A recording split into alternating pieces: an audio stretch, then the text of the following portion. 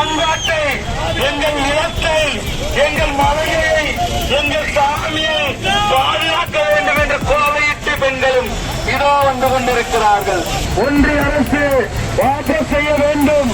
தங்கம் சுரங்க திட்டம் என்பது ஏழைகள்